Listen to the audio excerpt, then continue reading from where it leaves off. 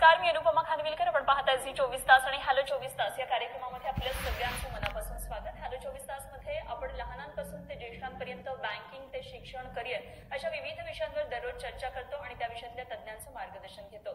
आज आपण हॅलो 24 तास मध्ये चर्चा करणार आहोत ते करिअर इन चार्टर्ड अकाउंटन्सी या विषयात. आणि मार्गदर्शन करण्यासाठी आज आम्ही आमच्या स्टुडिओमध्ये निमंत्रित केलेलं आहे पुण्यातील मिसेस जोशी अकाउंटिंग अकॅडमीचे 3 तज्ञांना. सीए मिसेस रेखा जोशी, कौस्तुभ पुरोहित, त्याचप्रमाणे सीए मयूर अग्रवाल. साधारण 30 वर्षांपूर्वी चार्टर्ड अकाउंटंट सारखा अवघड कोर्सचा विचार फारशा महिला करत नव्हत्या आणि अशा वेळी लग्न झालेली एक स्त्री या कोर्सला ऍडमिशन घेते आणि पहिल्याच अटेम्प्टमध्ये 3 वर्षांच्या आत ती पास देखील होते. आणि खरोखरच अत्यंत अचंबित करणारी अशी गोष्ट आहे. 27 वर्षांपूर्वी सीए करणाऱ्या विद्यार्थ्यांना मार्गदर्शन करण्यासाठी स्वतःची अकॅडमी स्थापन करणारी भारतातली पहिली महिला म्हणजे सीए रेखा जोशी. आज त्या स्वतः आणि अकॅडमीतले त्यांचे सहकारी सीए मयूर अग्रवाल सर आणि कौस्तुभ पुरोहित आपल्याबरोबर आहेत मार्गदर्शन करण्यासाठी. आधी आपण त्यांचं स्वागत करूया. चर्चा सुरू करण्यापूर्वी तुमच्या तिघांचंही मनापासून स्वागत हॅलो 24 तास मध्ये. नमस्कार. आणि थोडक्यात ओळख करून देते या तिघांचीही. सीए मिसेस रेखा जोशी या अकाउंट्स मधल्या तज्ञ आहेत आणि त्यांनी एमकॉम तसंच एमफिल, एफसीए आणि लंडन मधून डिप्लोमा इन IFRS केलेला आहे. गेल्या 27 वर्षांचा त्यांचा या क्षेत्रातला अनुभव आहे. पुढचे तज्ञ आहेत कौस्तुभ पुरोहित आणि यांचा विषय आहे जनरल इकॉनॉमिक्स म्हणजेच अर्थशास्त्र आणि त्यांचं MBS आणि IB हे शिक्षण झालेलं आहे. तर गेल्या 10 वर्षांचा त्यांचा अनुभव आहे. आणि पुढचे तज्ञ आहेत मयूर अग्रवाल. मर्कंटाईल लॉ हा त्यांचा विषय आहे. मयूर अग्रवाल हे स्वतः सीए आहेत आणि त्यामध्ये ते प्रॅक्टिस करतात. गेल्या 7 वर्षांचा त्यांचा अनुभव आहे. या तिघांची ओळख झालेली आहे. लगेचच आपण करिअर इन चार्टर्ड अकाउंटन्सी या विषयावर चर्चेला त्यांच्याबरोबर सुरुवात करूया. आणि अर्थात पहिला प्रश्न हा रेखा मॅडमला असणार आहे. मॅम, तुमचं सीए कोर्सचे मार्गदर्शक म्हणून तुम्ही प्रख्यात आहात आणि गेल्या जवळजवळ 27 वर्षांचा हा तुमचा सगळा प्रवास आहे. कार्यक्रमाच्या सुरुवातीला मला आपल्या या प्रवासाबद्दल जाणून घ्यायचे, कसा होता हा सगळा प्रवास तुमचा? मी मूळची कर्नाटकची आणि लग्न झाल्यानंतर मी पुण्यामध्ये सेटल झाले. एक दिवस मी सहज गप्पा मारत असताना म्हणाले की मला कॉलेजमध्ये असताना सीए करायचं होतं. आणि त्यावेळेला माझे सासूबाई होत्या, त्या म्हणाले की तू आत्ता सुद्धा करू शकते, आता सुद्धा उशीर झाला नाहीये. मी म्हणाले बापरे, आत्ता? कारण त्यावेळेला माझी मुलगी 3 महिन्याची होती आणि या 3 महिन्याच्या बाळाला घेऊन मी सीए कसं करणार आणि काय अवघड तर सगळे म्हणतातच आहे. मग मी थोडा पॉज घेऊन विचार केला आणि म्हणाले ठीक आहे, I decided to become CA. मग 3 वर्ष कंटिन्युअस डेडिकेटेड एफर्ट्स घालून before completing articleship I was chartered accountant. मग पहिल्यापासून मला टीचिंगकडे ओढ होती. टीचिंग आवड असल्यामुळे म्हणाले ठीक आहे, आता सीए झाली आहे तर मी कोचिंग मध्ये मी करिअर करणार टीचिंग मध्ये. आणि असं जोशी अकॅडमी मी स्टार्ट केलं. एक सुरुवातीला पार्किंग एरियामध्ये पहिली बॅच मी स्टार्ट केले.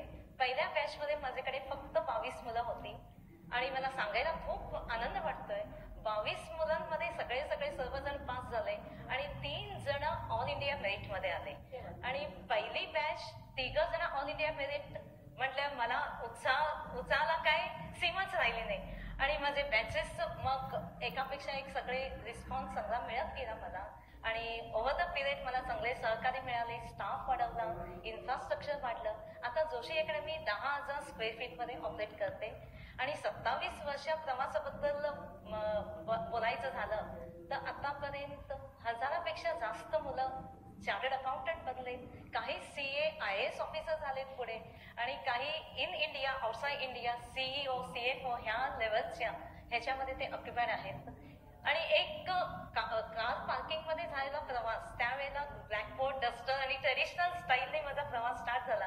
आणि ओव्हर द पिरियड टेक्नॉलॉजी प्रमाणे आम्ही बदलत गेलो आणि आता प्रोजेक्टर हे सगळं आले. हे सगळं प्रवास एक अविस्मरणीय आहे आणि मला खूप समाधान आहे. खरं आय एम रिअली हॅपी. अगदी मॅम, खरं तर हा तुमचा एवढा 27 वर्षांचा प्रवास एवढ्या कमी शब्दांमध्ये सांगणं हे सुद्धा खूप कठीण आहे. मात्र आज आपण हा सगळा प्रवास सांगितला, खूप प्रेरणादायी म्हणावा लागेल. पुढच्या प्रश्नाकडे जाते आणि जो आमचा आपला विषय आहे career in chartered accountancy. Mayur Agrawal, मला आपल्याला विचारायचं, सीए कोर्सच्या दृष्टीनं विद्यार्थ्यांची शैक्षणिक जी पात्रता असते तर त्याविषयी नेमकी पात्रता काय असावी? कोणतेही विद्यार्थी असू द्या, कोणत्याही शाखेतून असू द्या, ते सीएचा कोर्स करू शकतो. मतलब ऐसा है कि लोगों के दिमाग में है कि कॉमर्स ही बच्चा सीए करेगा, बट ऐसा नहीं आहे. सायन्स असू द्या, आर्ट्स, कॉमर्स, सगळे विद्यार्थ्यांना सीएची कोर्स ते करू शकतात. ओके, फक्त 12वी क्लिअर करणे हे महत्वाचे आहे, आवश्यक आहे. ओके, बीकॉम नंतर ग्रॅज्युएशन नंतरही सीए आपण करू शकतो, बट बेटर है कि वी स्टार्ट अर्लियर. लाइक मैं खुद 12वीं के बाद मैंने सीए किया, तो 21 साढ़े 21 की उम्र में मेरा सीए कंप्लीट हो गया. तो 12वीं का कोई भी स्ट्रीम होने दो, आप सीए कर सकते हो. ओके, म्हणजे कॉमर्सचाच विद्यार्थ्यांनी सीए करावा असं काही नाहीये. कुठल्याही शाखेतला विद्यार्थी सीएला ऍडमिशन घेऊ शकतो आणि सीएचा कोर्स करू शकतो. याच दृष्टीनं पुढचा प्रश्न मला विचारायचा आहे. सीएची सुरुवात ही फाउंडेशन पासून करावी लागते, तर थोडंसं आपण सीए फाउंडेशन ह्या कोर्स विषयी सांगूया. सीए फाउंडेशन म्हणजे सीएचा एंट्रन्स. ओके. सीए फाउंडेशन दरवर्षी नोव्हेंबर आणि मे महिन्यात होतो. ठीक है, पर उसके लिए ICAI institute of chartered accountancy of India, accountant of India, ये संस्था के साथ आपको रजिस्ट्रेशन करना बहुत जरूरी है. ओके, इसका रजिस्ट्रेशन 30 जून और 31 दिसंबर तक होता है. जो विद्यार्थी अभी 12वी दिया है, जो विद्यार्थ्यांनी आता 12वीची परीक्षा दिली आहे, ओके, वो विद्यार्थी नोव्हेंबर 19 मध्ये ते एंट्रन्सची एक्झाम परीक्षा देऊ शकतो. अच्छा. परंतु त्याचे प्रिपरेशन एप्रिल पासून सुरुवात होतो. रजिस्ट्रेशन 30 जून पर्यंत करायला लागतो. 4 विषय आहे सीए फाउंडेशन मध्ये. इकॉनॉमिक्स आहे, मॅथमॅटिक्स आहे, अकाउंट्स आहे, लॉ आहे. असे 4 विषयांच्या एक्झाम आहे 400 मार्काचा. त्यात 40% मार्क्स आणणे प्रत्येक विषयामध्ये आवश्यक आहे. परंतु अगर आप देख रहे हो, 2 विषय ऑब्जेक्टिव है, MCQ अमिताभ बच्चन कौन बनेगा करोड़पति ऐसा, और 2 विषय लिखना पड़ता है. तो ये एक दोनों कॉम्बिनेशन है. Yes ma'am. ओके. मला कौस्तुभ पुरोहित आपल्याला पुढचा प्रश्न विचारायचा आहे. कॉमर्सची बॅकग्राऊंड असलेल्या विद्यार्थ्यांना बरेचदा मॅथ्सची भीती असते आणि दुसऱ्या शाखेतल्या जिथे आपण सायन्स किंवा आर्ट्सचे विद्यार्थी म्हणूया त्यांना अकाउंट्सची भीती असते. तर अशा विद्यार्थ्यांना आपण काय सांगता येईल किंवा भीती कमी करण्यासाठी काय करता येईल? तुमचा प्रश्न अगदीच प्रॅक्टिकल आहे. सर्वसाधारणपणे कॉमर्समध्ये जाण्याकरचा एक महत्वाचा ऑप्शन असतो की मला मॅथ्स नको आहे. पण मॅथ्स हा सीए या फील्डमध्ये ऑब्स्टॅकल ठरतो का, अडथळा ठरतो का, तर अजिबातच नाही. आता अकाउंट्स हा कॉमर्सचा अगदी गाभा आहे, कोर पार्ट आहे, आणि मॅथमॅटिक्स हा अनालिसिस करण्याकरता सगळीकडे गरजेचा असतो.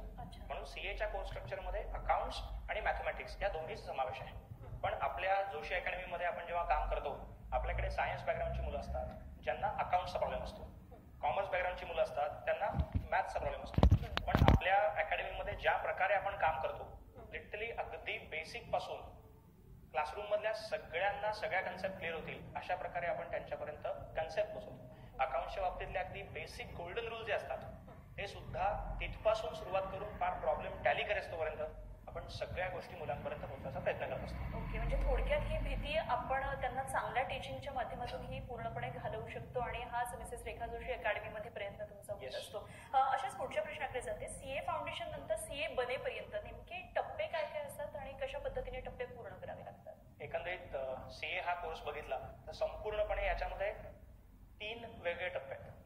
12वी नंतर आपण जे अपेअर होतो त्याला आपण सीए फाउंडेशन असं म्हणतो. आता मयूर सरांनी सांगितल्याप्रमाणे याच्यात 4 विषय आहेत.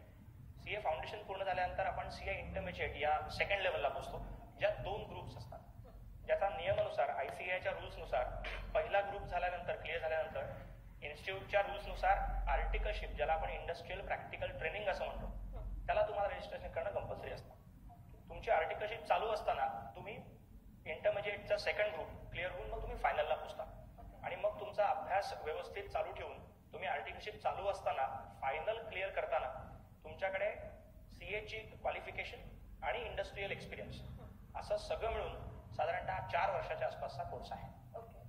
अर्थात हे सगळं प्रॅक्टिस आणि हे सगळं नियोजनपूर्व जर झालं तर हा 4 वर्षामध्ये कोर्स थोडक्यात कम्प्लीट होऊ शकतो. मला आपल्याकडे यायचंय. खरं तर हा प्रश्न खूपच सोपा पण आहे आणि अवघड पण आहे. बरेच असं म्हणतात की सगळ्यात अवघड करिअरपैकी सीए हे एक करिअर आहे. तर तुम्हाला काय वाटतं आणि तुम्ही विद्यार्थ्यांना काय सांगाल की सीएचं करिअर हे खरंच खूप अवघड असतं का? तुम्ही खूप छान प्रश्न विचारला. मला वाटतं प्रत्येक मुलाला आणि प्रत्येक पालकाला हे प्रश्न नक्की सत्वत असणार आहे. आणि सीए म्हटलं की पहिला प्रश्न येतो, बापरे सीए करणे किती अवघड आहे, असंच पहिलं रिएक्शन असते. असून प्रश्न पडतो की ह्याला उत्तर द्यायचं हे खरोखरच कठीण आहे का? मी एक सांगेन की हे सोपं तर नाहीये, पण ऍट द सेम टाइम मी सांगेन की हे खूप अवघड पण नाहीये. जर का तुम्ही काही गोष्टी लक्षात घेतल्या तर हे कम्प्लीट सीए बनायचा प्रवास अत्यंत एन्जॉयबल आहे, बर्डनसम तर अजिबात नाहीये. मी मुलांना नेहमी सांगत असते की तुम्ही CCS फॉर्म्युला उपयोग करा. CCS म्हणजे कन्सेप्च्युअल लर्निंग, कन्सिस्टन्सी आणि सेल्फ स्टडी. आणि ह्याला कन्सेप्च्युअल लर्निंग, आता सर म्हटलं का conceptual learning is the base for entire success. पण असं आहे मॅडम, हे कन्सेप्च्युअल लर्निंगला वेळ लागतो, वेळ द्यावा लागतो, पेशन्स लागतो. पण आजकालच्या मुलांमध्ये पेशन्स तर बिलकुल नाहीये आणि त्यांना इझी गोईंग हवं असतं, शॉर्टकट्स हवे असतात. मी मुलांना क्रिटिसाइज करत नाहीये, पण मोबाईल हे ते आजकालच्या पिढीमध्ये डिस्ट्रॅक्शन असं झालंय की त्यांना इझी गोईंग मध्ये किती, जर का आता मुलगा इंग्लिश मिडियम मधनं आलेला नाहीये तर त्याला इंग्लिश मधनं शिकणं अवघड जातं. सो ही प्रिफर्स हिंदी इन्स्ट्रक्शन क्लासेस. म्हणजे तो हिंदी मधनं ते सब्जेक्ट शिकणार, इंग्लिश कच्चा आहे म्हणून शिकतो आणि ते लिहिताना मात्र theory papers he has to write in English. म्हणजे हिंदीमध्ये शिकून इंग्लिशमध्ये लिहायचं म्हणजे त्याचं ग्रॅमॅटिकल मिस्टेक, क्वालिटी त्याच्याबद्दल काय बोलायलाच नको. असून हे सगळ्या हे स्टुडंट आपल्या इन्स्टिट्यूटच्या लेवलपर्यंत पोहोचत नाही. एक मेकॅनिकल लर्निंग 11वी-12वीला काय एक झालेलं असतं त्याच टोनने इथं पुढे शिकत जातात आणि तिथं मेन प्रॉब्लेम येतो. म्हणून पहिली गोष्ट कन्सेप्च्युअल लर्निंग ठेवायचं आणि दुसरी गोष्ट सेल्फ स्टडीला हे ह्या कोर्समध्ये अत्यंत महत्वाचं आहे.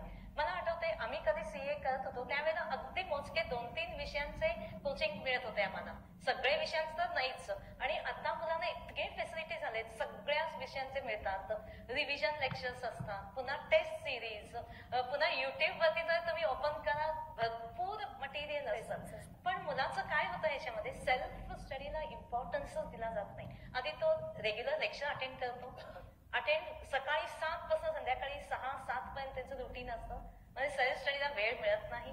आणि हे सगळं लेक्चर झालं की ठीक आहे, सेल्फ स्टडी झालेली नसते म्हणून त्याचं ग्रॅस्पिंग काही झालेलं नसतं किंवा त्याच्यावरती ग्रीप आलेली नसती, मग रिव्हिजन लेक्चर अटेंड करायचे. रिव्हिजन मध्ये कुठं ना कुठं असं हे व्हायला पाहिजे की आपण स्वतः स्टडी करायला पाहिजे. म्हणून आम्ही जोशी अकॅडमीमध्ये पहिल्यांदा हे करतो की yes here that you have to work, we are here to guide you, to tell you. आणि हे 18 ते 22 वर्षाचा काय पिरियड असतो, खरं हे गोल्डन पिरियड आहे.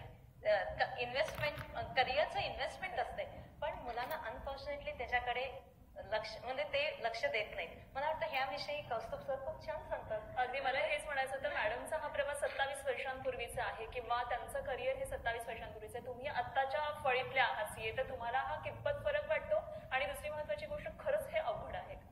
नाही, सगळ्यात पहिली गोष्ट म्हणजे एवढं मोठं मार्गदर्शन आमच्या इथेच अवेलेबल असताना आम्हाला बाकीच्या गोष्टींकडे कुठे जायची गरज पडत नाही. आणि पालकांना एक छोटासा सल्ला आहे, साधारणतः तुम्ही जे करिअर निवडता, मुलांना मागे लागता किंवा मुलांना तुम्ही चॉईस देता, थोडंसं तुम्हाला हे बघितलं पाहिजे की साधारण आपल्या सीए ह्या कोर्सचा जर का विषय केला तर 12वी झाल्यानंतर साधारणतः मुलांचं वय 18च्या आसपास असतं. आता 18 ते 25 म्हणजे एकंदरीत 7 वर्षांची ही इन्व्हेस्टमेंट आहे. ही इन्व्हेस्टमेंट जर का तुम्ही नीट मनापासून मुलांनी केली तर पुढे 25 ते 60 हा जो 35 वर्षाचा जो एकंदरीत खऱ्या कामाचा जो कालावधी आहे तो खूप सुखकर होणार आहे. पण मुलांना हे कुठेतरी समजून घेण्याची गरज आहे की 7:35 म्हणजे 1:5. एकदा मेहनत घेऊन पूर्ण पुढे चांगलं आयुष्य जगायचं आहे का त्या 7 वर्षामध्ये टाइमपास, डिस्ट्रॅक्टेड, इकडे तिकडे जाणं आणि मग पुढे खडतर प्रवास करायचा आहे, हे साधारणतः समजून घेणं गरजेचं आहे. आणि कुठेतरी म्हणूनच आपण या 7 वर्षांचा एक किंवा हा जो प्रवास आहे एक इन्व्हेस्टमेंट म्हणून, लाईफ इन्व्हेस्टमेंट म्हणून बघणं जास्त गरजेचं आहे असं मला वाटतं. आणि चांगलं इन्व्हेस्टमेंट केलं तर अर्थात रिटर्न चांगले येतात, जसं आता आपण सांगितलं त्याचं उत्तर म्हणावं लागेल. आपण आणखी चर्चा करणार आहोत वेळेसाठी एका छोट्याशा विश्रांतीची. कुठे जाऊ नका, पाहत रहा झी 24 तास, हॅलो 24 तास.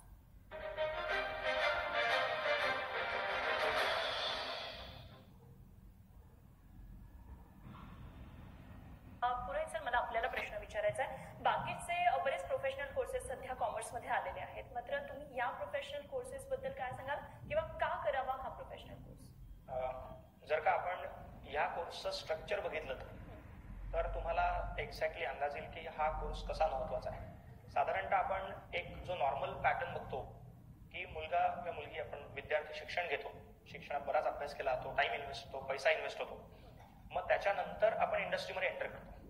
मग त्याच्यानंतर सुरुवातीला स्ट्रगल हा सगळ्यांना करायच लागतो. कुठेतरी नवीन गोष्टी शिकण्याकरता, नवीन गोष्टी ऑब्झर्व्ह करण्याकरता वेळ द्यावा लागतो आणि मग एका पॉइंट ऑफ टाइम नंतर आपण त्या करिअरमध्ये एक्सेल करतो. पण सीए हा कोर्स एक अशा प्रकारे स्ट्रक्चर्ड कोर्स आहे की ज्यांनी प्रॅक्टिकल जी गरज आहे कोर्सची किंवा इंडस्ट्रीची त्याच्यानुसार हा कोर्स केला. याचं उदाहरण म्हणजे असं की मुलांनी फाउंडेशनची एक्झाम म्हणजे ज्याला आपण एंट्रन्स एक्झाम म्हणतो ती एक्झाम क्रॅक केली की पुढे त्याला 3 वर्षाची आर्टिकलशिप आहे. आर्टिकलशिपचा साधा सोपा अर्थ असा होतो की ऍक्च्युअल इंडस्ट्रियल एक्सपिरियन्स, की सीए बनल्यानंतर तुम्हाला खरं काय काम करायचं आहे याच्याबद्दलचं काम हे आर्टिकलशिपमध्ये केलं जातं, जे एका तुम्हाला ऑफिशियल सीएनच्याच अंडर करायला लागतं. म्हणजे सीएनच्या हाताखालीच तुम्हाला शिकता येतं की पुढे जाऊन आपल्याला काय काम करायचं आहे. ही पहिली गोष्ट. दुसरी गोष्ट म्हणजे हे जे काम आहे हे पेड जॉब आहे.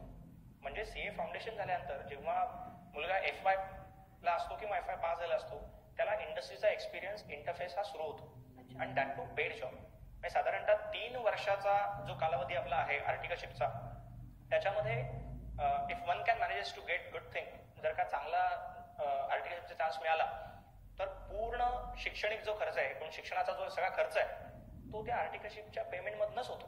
म्हणजे कुठेतरी आपण याला सेल्फ फायनान्सिंग कोर्स असं म्हणू शकतो. आणि सगळ्यात महत्वाची गोष्ट म्हणजे काय की बाकीच्या कोर्सेसमध्ये जो एक कन्सेप्ट आहे की आधी डिग्री मग अनुभव, असं इथे एक्झॅक्टली उलट आहे. बेसिक एंट्रन्स मग तुमचा हार्डकोर इंडस्ट्री अनुभव आणि मग तुम्हाला क्वालिफिकेशन मिळतं.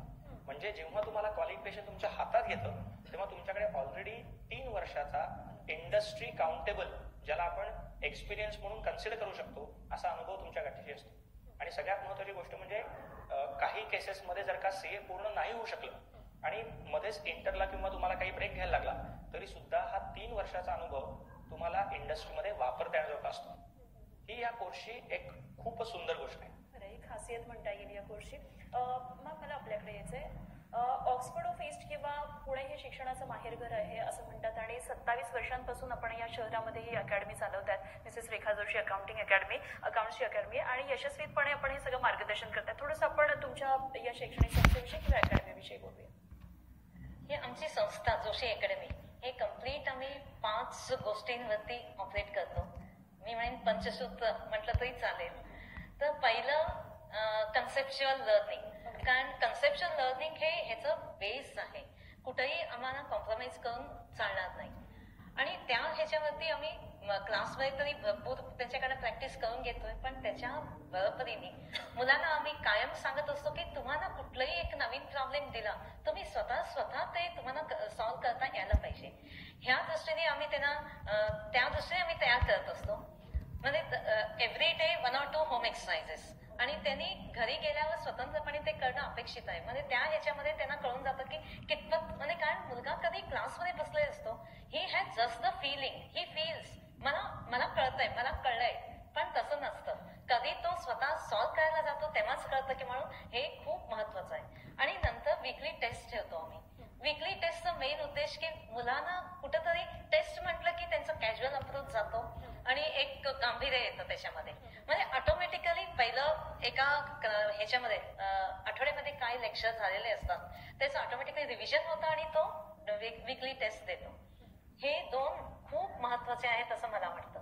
आणि नंतर हे विद्येचं माहेरघर पुणे आहे. इथं more than 60% of the students ते बाहेरून येतात मुलं, आणि त्यांना इतकं घरी बसल्यासारखं कम्फर्ट तर होणार नाही, पण आम्ही पूर्णपणे प्रयत्न करतो. त्यांना लायब्ररी आमच्याकडे फॅसिलिटी आहे, रीडिंग रूम फॅसिलिटी आहे, आणि त्या ह्याने त्यांना सेल्फ स्टडीला मदत होते. आणि दुसरी गोष्ट, इथं कधी बाहेरून मुलं येतात पालकांना सुद्धा एक काळजी असते, बापरे पुण्यामध्ये जाणार आहे कसं काय म्हणून. ऑलवेज वी टेल की वी आर युअर गार्डियन्स. म्हणजे आम्हाला टीचर बरोबर गार्डियन म्हणून आम्हाला काम करतो आम्ही सगळे फॅकल्टीज. कुठलंही आमच्याकडे काउन्सिलर आहे, कधीही काही मुलाला प्रॉब्लेम असला तरी आम्ही असतो तिथं तयार. आणि लास्ट म्हणजे आता कित्येक मुलांना पुण्यामध्ये येऊन तिथं थांबून अभ्यास करणं तेवढा खर्च परवडत नसतं, म्हणून आम्ही आता पेनड्राईव्ह लॉन्च केलोय. सगळ्या विषयांचे आमच्याकडे पेनड्राईव्ह आहेत. आता ट्रेंड असं चाललंय की पुण्यामध्ये येऊन अभ्यास करायचं, त्यापेक्षा पेनड्राईव्ह घेऊ, घरी बसून आपण व्यवस्थित अभ्यास करू, म्हणजे घरचं पण सपोर्ट असतो. असंही पण मुलांचं ट्रेंड आता वाढायला लागलंय. त्या ह्याने आम्ही पेनड्राईव्ह लॉन्च केलंय. आमचे पेनड्राईव्ह आहेत. ओके, म्हणजे साधारण अत्याधुनिक टेक्नॉलॉजी सुद्धा तुम्ही तुमच्या कोर्सच्या बरोबर ठेवली आहे, त्याच्यामुळे चालू जमान्याप्रमाणे आपण जातोय असं म्हणायला अगदी बरोबर आहे. अगदी मयुषजी आपल्याकडे येते. सीए कोर्स पूर्ण केल्यानंतर इंडस्ट्री इंडस्ट्रीमध्ये नेमक्या संधी काय काय आहे? कोई सीए है और वो अनएम्प्लॉयड है, ऐसा मैंने आज तक नहीं सुना। Actually, मतलब मैंने तो देखा ही नहीं है। उसमें मैं भी एक पार्ट हूँ। अगर भारत इंडिया में अगर हम देखें 10 लाख इंजीनियर हर साल बनते हैं, बट चार्टर्ड अकाउंटेंट की संख्या 2.5 से 3 लाख ही है। 137 करोड़ की पूरी अपना पॉपुलेशन में सिर्फ 2.5 से 3 लाख की संख्या है। उसके बाद वो जो सीए बनेगा वो या तो जॉब करेगा या प्रैक्टिस कर सकता है अपने हिसाब से। गवर्नमेंट ने इतने चेंजेस लाए, जीएसटी, ये तो बहुत सब जानते हैं, गुड्स एंड सर्विस टैक्स, उसके वजह से सीए की रिक्वायरमेंट बढ़ गई, कंपनी लॉ में चेंजेस आ गए, ये सारा काम सीए ही करेगा। ठीक है, इनकम टैक्स रिटर्न अभी जैसे अभी डिमोनेटाइजेशन हो गया, नोटबंदी हो गई, उसके बाद इनकम टैक्स रिटर्न बढ़ गए, डबल हो चुके हैं, तो उसकी फाइलिंग का काम पूरा चार्टर्ड अकाउंटेंसी करेगा। तो सीए जो है इनके लिए बहुत सारी संधि है, और अगर आप देखोगे सीए की यहाँ पर अपॉर्च्युनिटी इंडिया नहीं, इंडिया के बाहर भी है।